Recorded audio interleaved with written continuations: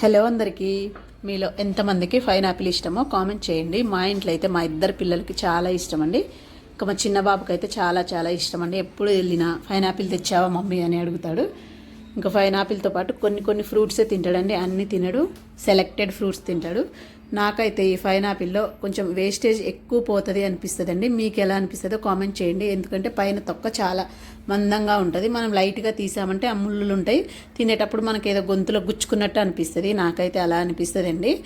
చూడండి మొత్తం ఇలా, కానీ తింటే టేస్ట్ అయితే చాలా బాగుంటుందండి. మొత్తం ఇలా పైనంతా పొట్టు తీసేసి ఆ తర్వాత ఇలా ముక్కలుగా కట్ చేసుకొని దీనిపైన ఉప్పు కానీ లేదంటే చాట్ మసాలా కానీ చల్లుకొని తింటే చాలా చాలా టేస్టీగా చాలా బాగుంటాయండి.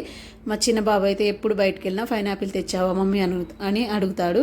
కాకపోతే ఇలా చాట్ మసాలా చల్లిస్తే తినడండి, ఉట్టిదే తింటాడు. మేమైతే ఇలా చాట్ మసాలా చల్లుకొని తింటాం, చాలా బాగుంటుంది.